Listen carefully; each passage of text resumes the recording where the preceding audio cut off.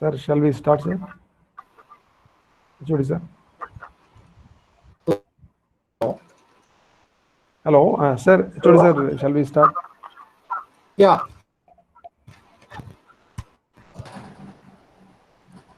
Very good afternoon to all. First of all, I would like to express my warm welcome to our resource person, Mr. Manohar Chandran, manufacturing specialist, technical trainer, and entrepreneur, Singapore. Our college dignitaries, Honorable Chairman, Ramavaram and Trichy SRM Group of Institutions, respected Executive Director, Trichy SRM Group of Institutions, beloved Principal, SRM TRB Engineering College, faculty and students of SRM TRB Engineering College, and dear external participants. Today, our SRM TRB Mechanical Engineering Department continued our Industry Institute Interaction Webinar Series Day 3 session titled Managing Corrosion. Is going to present our resource person, Mr. Manohar Chandran, manufacturing specialist and entrepreneur in Singapore. Now, I'm going to hand over this session to our resource person, Mr. Manohar Chandran. Please, sir.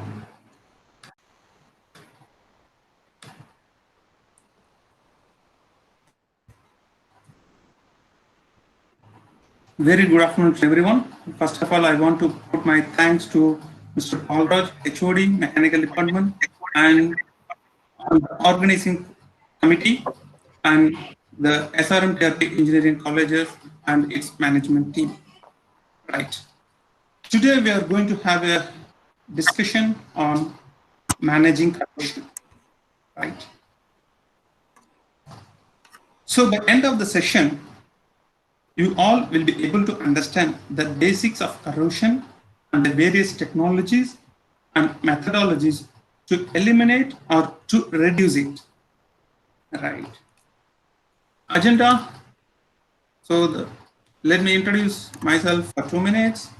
Then let's have icebreaker session.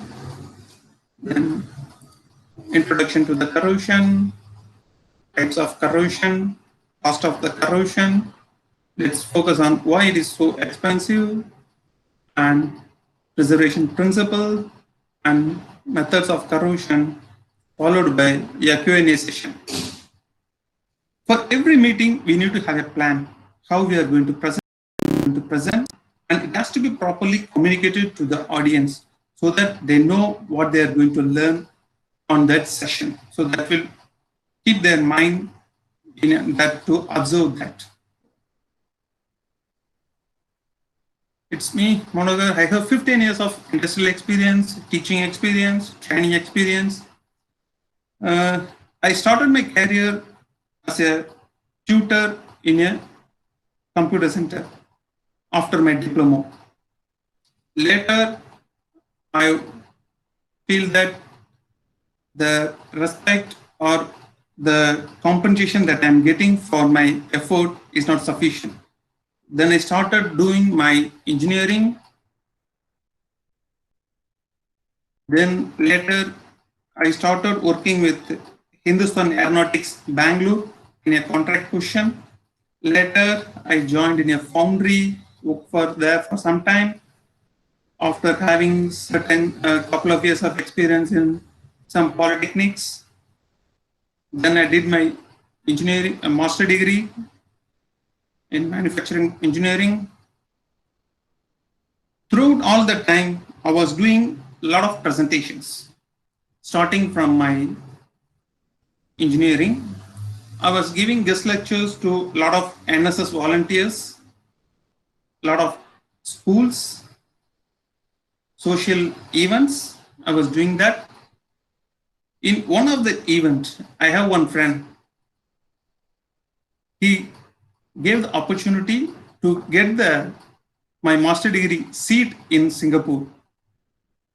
So through that network, I joined my master's in Singapore and I completed it. after that, I started my career in an EPC company. EPC is engineering, procurement, and construction company.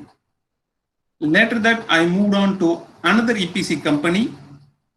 After some time, that company itself became EPCC company, engineering, procurement, construction, then commissioning.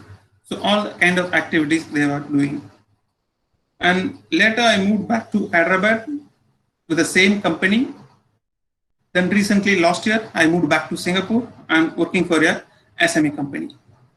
So this is about me, and I'm founder for Nalanda. It's a training institute. I'm providing these kind of trainings through that banner.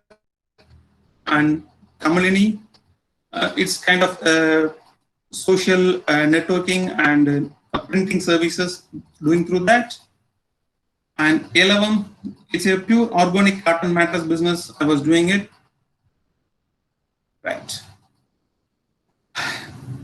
Under this Corona situation, you guys and you people were joining to this session under various environment to bring your focus to this, and you guys to proceed with this session and having this icebreaker session, especially for the student community.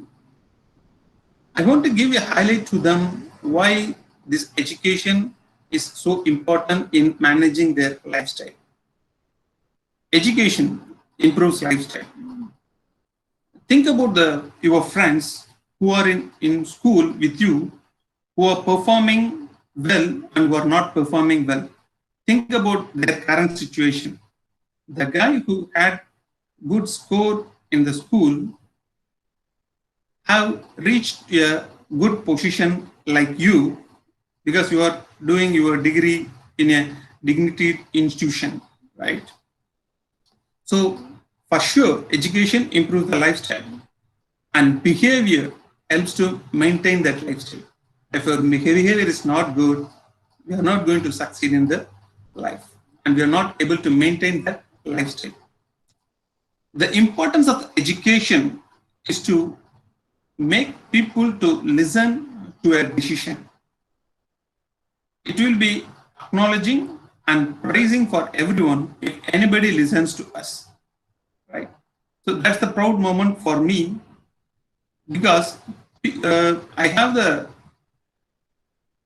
given the opportunity to present whatever I know because of my education. So make sure we are having to get our professional life also good success through education. Stay hungry, stay foolish. Think about the people in our country, those who have no job at this point of situation. They are walking from Kerala to Gujarat. Why? They are hungry, so they have to run their life. So they are going back to their hometown. So think that hungriness in your mind in learning new things. We should be to that hungry level, and we should be foolish in learning. We might be wrong. When we are learning things, let it go wrong. Then we come back to the position when we know about everything. Right, the session starts with a corrosion. Let's get introduction about the corrosion. What is corrosion? We have seen a lot of things in our daily life which you are seeing in your screen similar to this. Hope you guys can see the screen, right?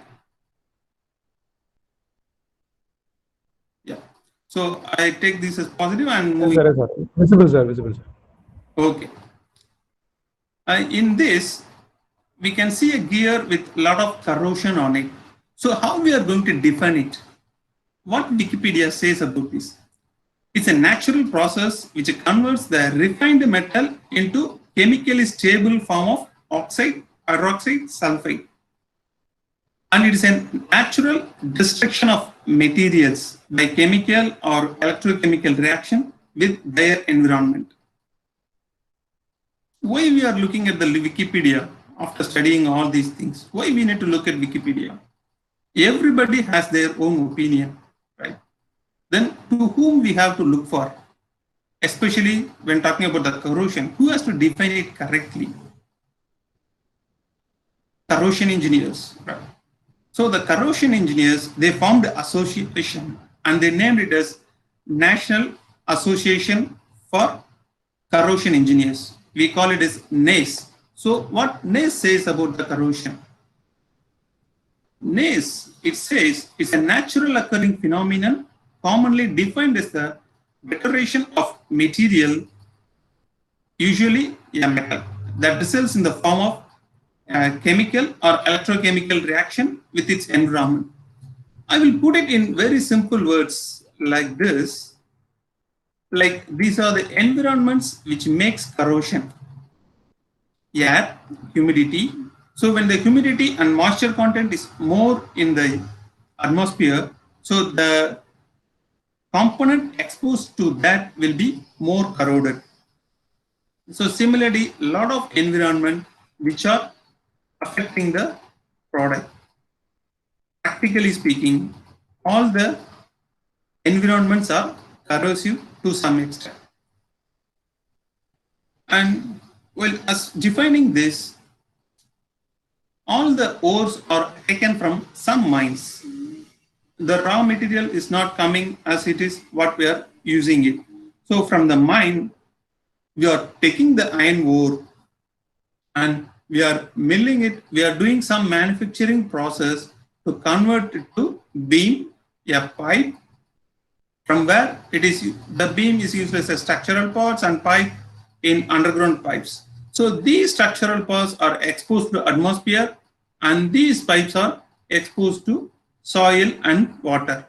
So because of these environments, it's going back to its original position because of its corrosion nature. So that we call it as corrosion.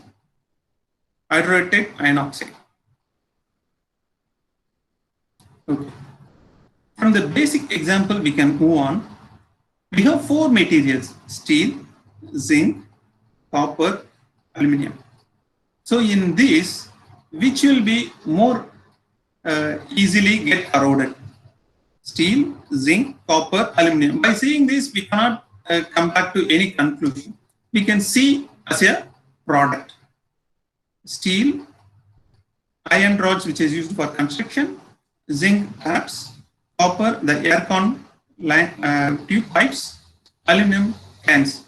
So we go in the reverse order. For any edible product, can we use a corroded product which can be corroded, a material? No. So aluminum will be less corroded in this list.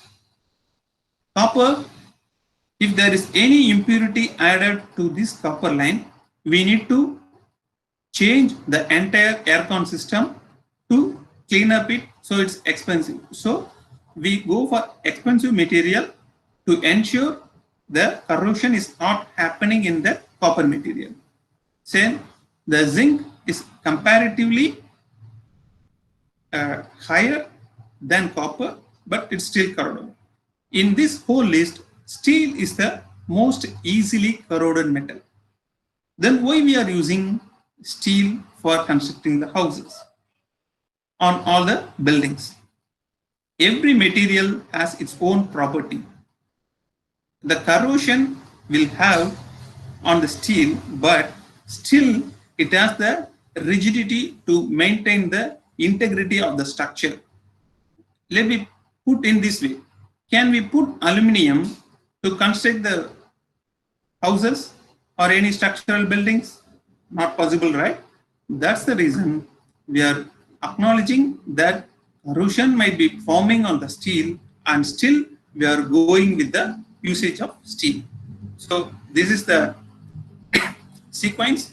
So the steel will be more corroded, zinc less corrosion will be there compared to steel, copper and aluminum. And this example is in the normal open environment. If the environment changes, this scenario will not be the same there. So how this corrosion affects the functional aspects of your product? First thing is impermeability. So it is the ability to not allowing environmental constituents to the system. It initially affects this one. If there is any corrosion, it starts allowing the environmental constituents to the system. For steel, if the moisture content is more, the steel starts corroded and it allows some other components to the system. Mechanical strength. Definitely it is going to reduce the mechanical strength. Say we have a plate of 4 inch and it is having a defect or corrosion started on the middle of the plate, and the plate is having a lot of load on it. So that corrosion point will be the initiator for the defecting that plate. Dimensional integrity. Yes. What will be the issue if any dimension of a component is changed? Definitely it is going to have a major issue. For example, we have a cylinder that we have a profile to have the seal. Let me show some example.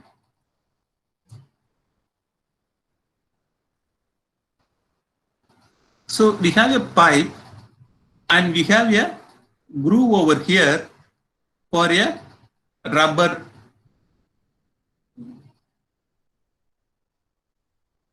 elastomeric seal.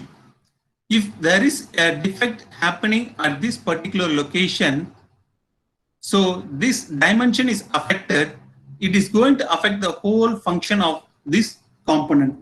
So that's why when we talk about the corrosion, it also affects the dimensional integrity. Physical properties, yes, it is going to affect the physical properties also. Contamination. When talking about the contamination, especially on the pipelines. Okay. Let me take with another example.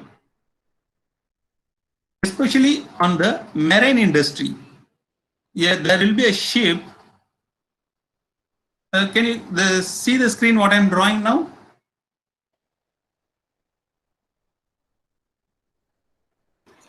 Yes, sir. Yes, sir. Visible, Yes, sir. Okay. Yes, sir. Yeah. Say consider this as a tank. There will be 2 inlet pipe to this tank. Okay. And there will be 1 outlet pipe. And this outlet pipe will be circulated to the hot water system, to the lot of people using in the shower. And this system, this pipeline, when it is going to the shower, it has to be warm. Say people are not using it. So from the heater, it will come back to this inlet and it will go in. And again, it will go through this to ensure the water in this pipeline are in warm temperature. So from this, we have a lot of circulation on this pipeline. So this will be for 5-story or 6-story deck. All the deck, we have the shower area. Everywhere we have this pipeline. So it will be meters and meters of pipeline. Say we have a corrosion on ID of this pipe. Where it will go? Everything will go and deposit here. So how they are going to clean this? There will be a manhole area to enter in to remove all the contaminants, and later they will flush it and drain it at the bottom. So this will have a lot of expenditure to the ships. That's what they are facing now. So this is one of the major functional aspect which is affecting. Definitely it is going to affect the equipment also, that we can see in the future things. Corrosion engineers, who are all corrosion engineers? The engineers who are all dealing with this. in this, lot of engineers based on their industry we have segregated here. Basically, the corrosion engineer might be a guy who is very strong in metals and that background. Some of the institutions, they have corrosion engineering as a separate course as well. So as a corrosion engineer, they will be focusing more on materials engineering. Some are in physics, industry, chemistry, business, electrical engineering, civil engineering in construction, and all the engineering works, and other industry also. So everywhere, without corrosion engineers, nobody will encourage in doing any metallic activities. Then we can focus on the types of corrosion. Galvanic corrosion. First, I will run through all the types, then we can go through one by one. Crevice corrosion, pitting, intergranular corrosion, selective leaching, erosion, stress corrosion, hydrogen damage. So these are the various commonly termed corrosions in the industry. Galvanic corrosion. Think about the electroplating, what we studied in our school days. So electroplating, we need a medium. We have two materials. One will be anode and one will be cathode. The cathode will be the stronger material. From anode, the material will be lost and moved to cathode. So the same principle they are using in gold plating also. Right. So this, we call it as two metal corrosion or bimetallic corrosion or electrochemical corrosion. So in this, we have two dissimilar materials immersed in a conductive solution. Here what we have shown is aluminum and copper. By seeing this image, we can understand aluminum is less corrosion resistant and copper is high corrosion resistant. Because of the conductivity, the material on the aluminum moves to the copper. So this is one of the good example. So as we can see this kind of corrosion wherever it's placed in the external area. After the rain, with water as a medium, it starts getting corroded. This kind of corrosion is very commonly seen in all the areas. So we have two metals, two different materials. The fasteners are one material and this plate structural steel is a different material. So that's why it is going to getting corroded. In later portion of this session, we can see how we are going to avoid these or eliminate this kind of corrosion. Crevice corrosion. So this is the corrosion where there is a small opening on the metal. So this is the base metal. In the base metal, there is a small cavity or opening is there. In that, water or any other medium is stored inside it. So this medium is reacting with the metal and started corroding this area. This kind of localized corrosion, we call it as crevice corrosion. So this is one of the best example, we can see it here. Another example, what we can see in our daily life is, let us see the pipeline connected in our houses. Say it may be a metal pipe and we connect it to the wall with a C-clamp. When the C-clamp is connected, there will be a small area between the pipe and the C-clamp. So that area will be initiating the corrosion. Even the pipe is plastic pipe, the C-clamp is metal, still there will be a corrosion on the C-clamp. So those kind of corrosion we categorize as crevice corrosion. We call it as also gasket corrosion because wherever gasket is used, there it acts as a storage area of the fluid, and we call it as a gasket corrosion. Pitting. So when talking about the corrosion, the item highlighted, this color is the base material. In the base material, to avoid any corrosion, they are using a protective layer called coating. In that coating, if there is any small deficiency in that area, that reacts with the environment and it removes the material on that particular area. So this kind of corrosion is called pitting. And this is also a very common corrosion. It's happening on the industry, and it is very harmful to the structure also, because in a larger plate, lot of pitting is happen. It enormously reduces the weight of the structure and it lost its integrity.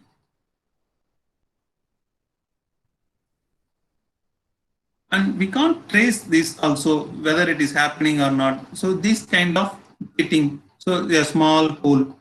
Usually this hole depth will be same as the dia of this hole. That is the general case. So this is few of the example.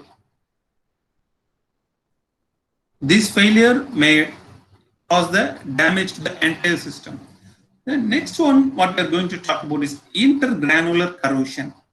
In this, the grains on the uppermost area, that will be contaminated by the environment, and that area will be corroded. And this kind of corrosion, we call it as intergranular corrosion.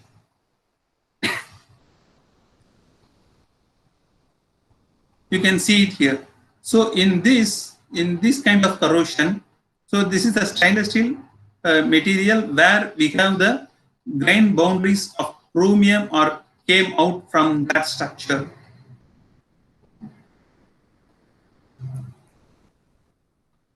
The next type of corrosion is selective leaching. By name it says, in a metal, say for example, this is a metal. A metal will have lot of materials, alloys inside it. So if a particular element is coming out from this metal, then that kind of corrosion is called selective leaching. So dezincification is the best example. From bronze alloys, the zinc will come out easily because of the environmental issues. See, this is one of the best examples to illustrate the selective leaching. So similar to that, aluminum, cobalt, chromium, and other elements also removed from other alloy systems. So how we know how much aluminum, cobalt, chromium is present in a material? When we are doing testing in the industries, they use a PMI machine. This is a small gun-like device. They will make a hit with that product, like the small gunshot. So that will have a LED display to show what percentage of carbon is there, all the materials will be there. So they will compare it with the mill certificate to ensure the material is in line with the product. Erosion. So when talk about the subsea industry, this kind of erosion is very common. How it starts? It starts with a small defect, and if the water flow rate is very high, or in the fluid rate is very high, it started removing the material on day by day, day by day, day by day. So once it is more removed, it will affect the integrity of the part and it will damage the entire system. So how fast the velocity is and how the pressure is, how much bar it is, to have visualized that, let me give an example. In a water tap, when we open it very small, it will be like laminar flow. When we open to the entire flow rate, it will be a turbulent flow. In this, you connect a small plastic pipe or rubber pipe hose to that, and you close the edge. The water coming out of that will be there, and open a small area on the hose. The water from the hose will be having a high force on it, and it will be about 3-4 bars. So that small pressure itself having some pain on the hand. In the production lines, in the subsea or in the process industry, it may go up to 15,000 bars. Think about the flow rate. For the 3-4 bars itself, it will hurt, it will make some discomfort in our hand. When we talk about 15,000 bars, which will be during testing, it will go up to 22,500 bars. We will be testing to that higher level. So this turbulence will cause this kind of erosion. And this is the outcome of this kind of erosion. It will definitely damage the system. Especially the production fluid or in the process fluid is having any foreign materials in it. Say for example, the flow is having seawater. When we are circulating the seawater will have some sand particles. So the sand particles moves, the corrosion level on the outer circumference, the inner area of this pipe will be more. So that will reduce the lifetime of this pipe also. Then stress corrosion or stress corrosion cracking. This is the combination of the influence of tensile stress and corrosion environment. When there is more stress on the part and it is on corrosive environment, it will have this kind of cracking. Example, buried pipelines. We can take this as also example. In this, there are a lot of pressure is coming inside the pipe and it is having corrosion on external surface, and when it is buried inside the buried underground, there will be pressure acting on the external surface. So this corrosive environment and the stress both happens and causing this crack on the product. And this is also one of the good example. When we need to bend this pipe, then plate to a C section, when we start doing it, so there might be a welding in this area. So this having a heat affected zone, that will be the initiator for starting the corrosion, and that starts the cracking. Any questions? I had some questions. Okay, I will move on. Right. So for this, we can have a standard design, properly done analysis before performing this kind of bending. So that will have a clear picture to avoid these kind of issues at the production stage. These kind of corrosions are not visible prior to the fracture, and it will be having a catastrophic failure also. The next one is hydrogen damage. This hydrogen damage is the effect of hydrogen molecules embedded inside the metal. So this might be the reason of whenever the metal is in contact with the hydrogen components, this effect will happen. So the entered one will have joined together and will have a space in between that it will form the blister. So this is most vulnerable under high strength steels like to titanium alloy, aluminum alloys. So this kind of for the safety, we should not take these titanium alloys, aluminum alloys near to any of the hydrogen element products, so that we can avoid this kind of hydrogen damage. So the environment should be free from hydrogen. So this kind of defect will happen on this. So the environment control is the main thing to avoid the corrosion. Cost of the corrosion, how is going to affect the industry?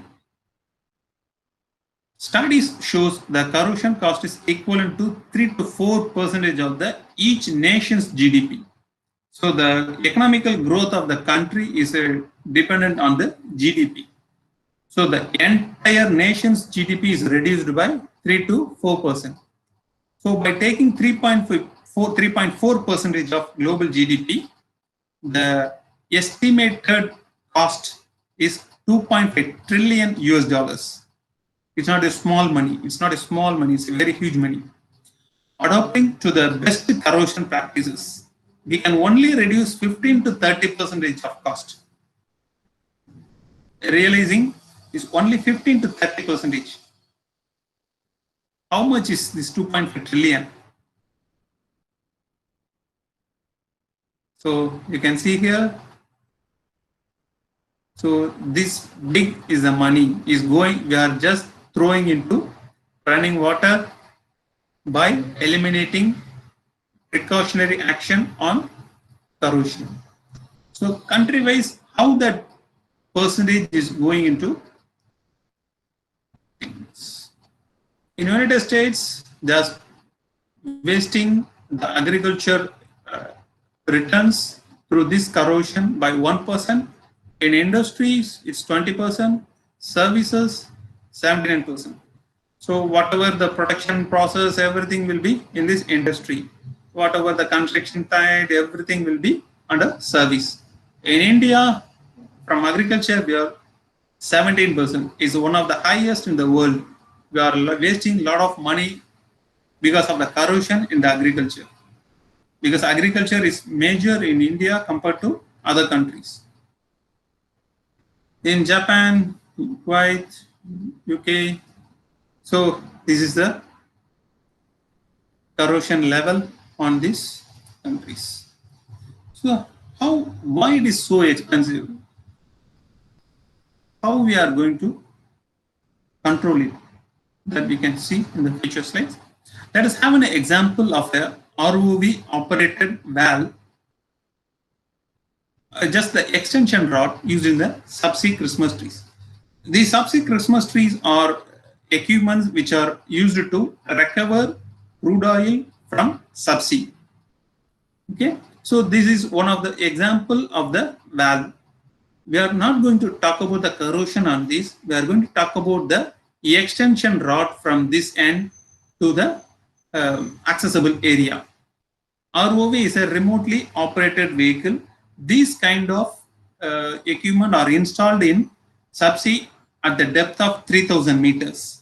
So to that depth, we can't expect a man to dive into that to operate there. So they are using remotely operated vehicles to operate this kind of valves. So in a broad picture, we can see this is how the structure of the architecture of the subsea industry will look like. So this merges a lot of processes. Let us take about only this system. What we have seen here is, so these 1, 2, 3, 4, 5, these 5 things in white are Christmas trees. From these Christmas trees, it is going to the manifold. From the manifold, it is going to the storage unit. From there, they will do further processing. So this is for just to highlight where our product and what we are talking about. So this is the Christmas tree. The valve we are talking about is here. You can see it here. So this is the bigger size valve. So this is the ROV panel where our remotely operated vehicle will touch here and handle, operate this. These are the valve points. So these are the points to be accessed. Say this is in so deeper, and there will be extension rod. It's a metallic rod from here to connect to this front face. So if that rod fails, we have to stop the entire operation of this whole structure, whole system, and we need to redrive this facility from 3,000 meters depth. It is going to make around 500,000 per day loss. So that's how this huge impact is happening on the failure of a single component of this product. Is there a bigger picture of this?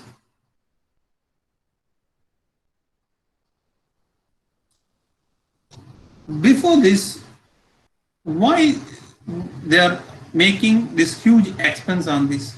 For that, we need to have a quick run through of, let's take another 5 minutes for this subsea gate valve, how it's designed and manufacturing the process flow.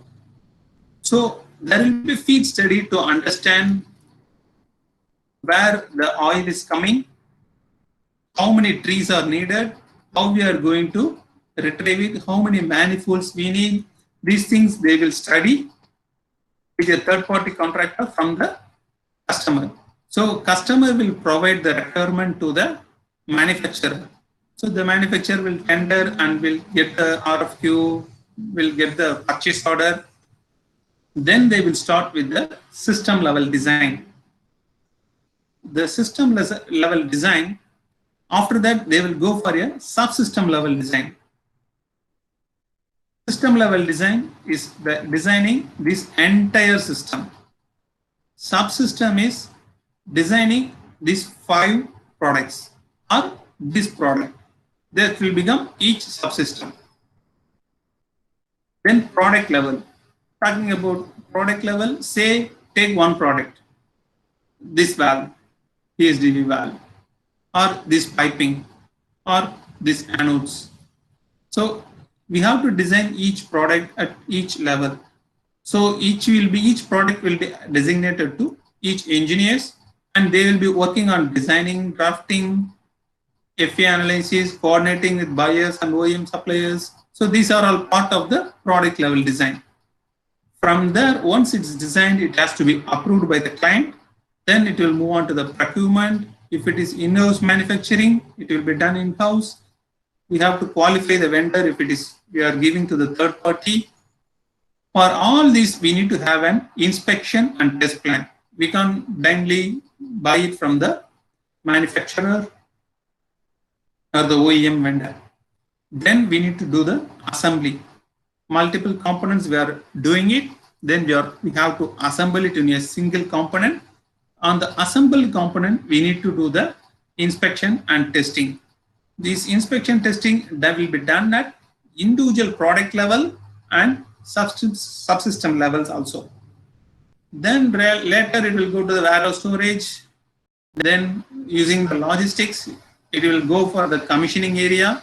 In the commissioning, they will do it a system level testing. After all the components are installed, they will go for a system level testing. Then it will start the exploration. During the exploration, they will do a planned maintenance without affecting the production. Then, if there is any breakdown due to corrosion, it will affect the entire process, and we need to stop the production. We need to isolate all the production fluids. All right. Then we move on to the preservation principle. So before we understand the preservation principle, I just summarized what are the types of corrosion we have discussed and just put it in a single screen so that we can visualize what we are going to see. In the galvanic corrosion, we have 2 products. It may be both are metal or non-different metal, or in general I'm saying. Then in cursive corrosion, we have 2 components. Fitting, we have 1 component and it is in contact with the environment. Intergranular corrosion, 1 component, contact with the environment. Selective leaching, same, 1 component, contact with the environment. Erosion, external fluid, and maybe having a contact with environment or may not be having the contact with the environment for this erosion. Tensile stress, the environment might not be the major role here, but the load acting on this will have the major role. And if it is having any corrosion in this area, that will be the weaker point. Hydrogen embrittlement, there is a environment or with the any other component with the hydrogen elements in it. So in all these things, we can generically say, if we isolate this component from this one, there will be no galvanic corrosion, right? When it both are in contact with the medium, this material is moving to another material. So we have to isolate this so that we can eliminate this. So there are only two principles in doing corrosion prevention. One is engineering design, isolation. So how we are going to prevent the corrosion? So there are 5 methods. One is material selection. We need to select the material based on the intended functional requirement. So we need to know for what function will it be going to have in contact with hydrogen, or will it be have a stress on the product during the life cycle of that. So we need to understand all those things. So every product has unique and inherent corrosion behavior metal. So that we need to understand before using that. And we have high resistant noble metals like gold. We need to use it wisely. All our mobiles, we have a piece of gold metal to avoid corrosion. In our computer, ICs, laptops, everywhere they have gold. We need to think wisely where we need to use which material. Say in our bicycles, we have bell. Inside the bell, there will be a lot of corrosion. To avoid that, we can't afford to use the gold. It doesn't make sense to use the gold in that areas. So high resistivity reduces the corrosion and vice versa. Reduced resistivity increases the corrosion. In terms of design, we need to have a rational design which can eliminate all the corrosion issues, or it has to reduce it. We can greatly reduce the time and cost associated with the corrosion issues with a good engineering design. What we can do, if we use the dead space, if we eliminate the dead space, we can eliminate this receive corrosion.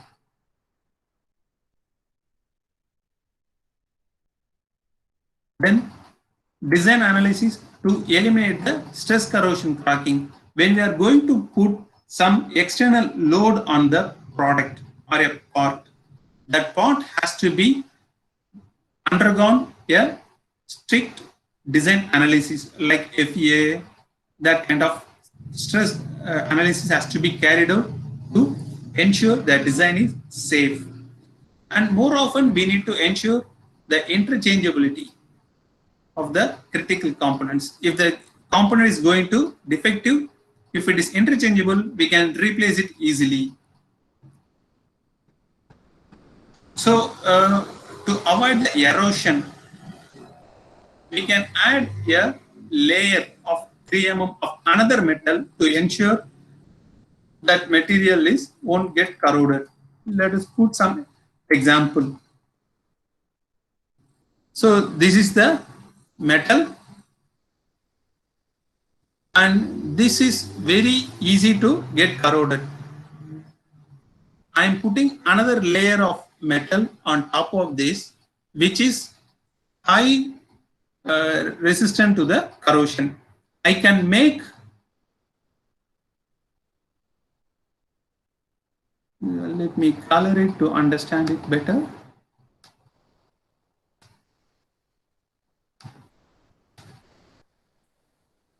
Okay, there is some okay. the item, the plate at the bottom and the top are different materials. If this material is going to be same as of this metal as a full component, the manufacturing cost will be so expensive. So what we are doing is we are making this metal as a single component, and we are adding a 3 mm layer to ensure this high corrosive supports to avoid corrosion on this component. And eliminating number of weld connection also helps to avoid corrosion at the high heat affected zones. Then using corrosion resistant material like beryllium copper, but still there are some issues like electrical continuity issues. Coatings, we have, I think I need to rush. Coatings we can isolate by doing some organic coating or non-organic coating. Organic coating is nothing but applying another ferrous material on top of the existing material to remove the, to isolate from the environment. Non-organic coating is like PTFE coating or epoxy coating, which is commonly applied in the industry now. So this bottom, the gray color is the material where is a parent metal. In that we are applying 3-layer coat to ensure it is away from the environment, so that this material is away, safe from corrosion. And another one is used in the industry is inhibitor. So the general methodology is VCI, volatile corrosion inhibitor. This is specially useful for the uneven surfaces. So this material is having uneven surface. It has to be in a closed environment. Say I am going to save the product which like pump. I need to safeguard the pump. So they, for the storage purpose for 3-4 years. During that time, they will put this with the cover. This yellow, we can say it is a carrier or a cover where we put VCI molecules inside it. So that will go and spread on top of the uneven surfaces to ensure it is not in contact with the environment. This is one of the booming industry is developing now. And cathodic protection. It's like a small example, we do it in our childhood. What we will do when we have 2 lines, if you want to reduce one small line,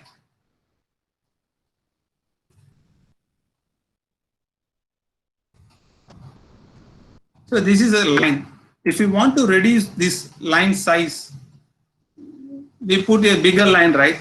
Similarly, this context is, I have a metal here, and this metal is in contact with this metal. I want to save this material A from material B. So to avoid to going to from here to here. So this corrosive resistivity is less. Then I will put a metal here, C, to ensure without taking the metal from here, this will go here and go here. By this method, metal A is protected, B is protected with the use of this material C. So this kind of protection is called cathodic protection. Usually zinc or magnesium is commonly used for this. Thanks for listening. Any questions?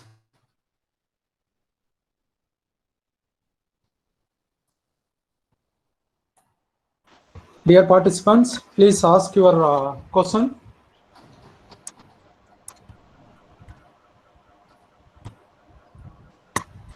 Dear participants, if you have any queries, you can ask now.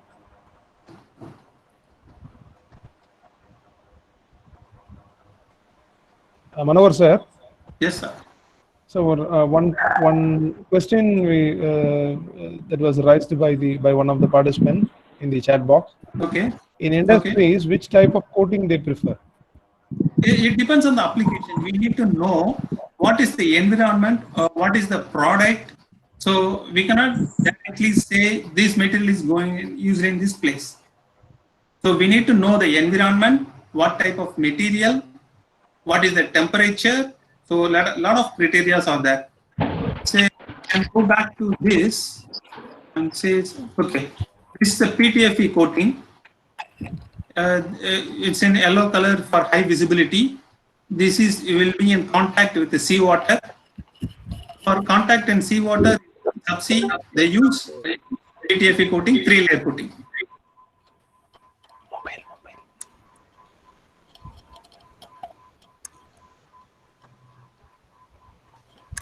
Hope I answered the question. Any other question, dear participants? The corrosion rate, it will be microns per year. That's how they calculate corrosion rate.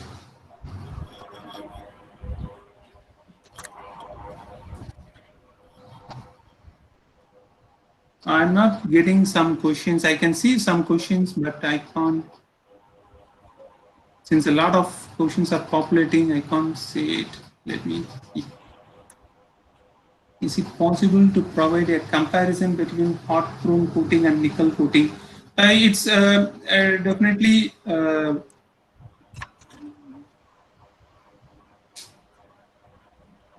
which coating is for mild steel? Mild steel, again, it depends where we are going to use it. If in an open environment, we can, a simple material like eco glossy will be sufficient just to save it for preservation.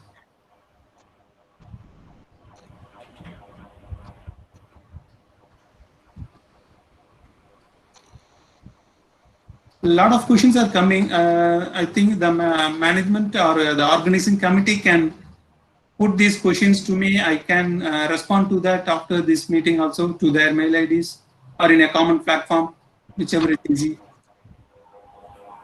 Okay, sir. We will collect all the questions and send it to you. After that, you answer all the questions, sir. Yeah. Okay, sir. Very thank you, Manohar sir. It is very useful and informative presentation for all engineers, exclusive for corrosion engineers. So now it's time for vote of thanks. On behalf of our management principal, I extend really hearty vote of thanks to our resource person, Mr. Manohar Chandran, who spent time from his busiest schedule to grace the occasion. Today we had an opportunity to see your wonderful presentation, sir, in the title of Managing Corrosion. And I think it is very surely being, it is eye-opening session for all young engineers and students. Once again, I thank our management and principal for encouraging us to conducting this kind of webinar in our college. And also I thank all the participants.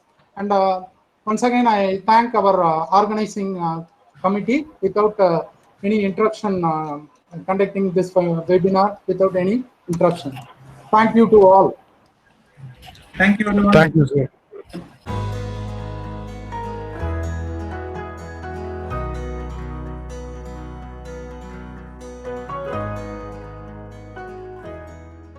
"10 years of excellence."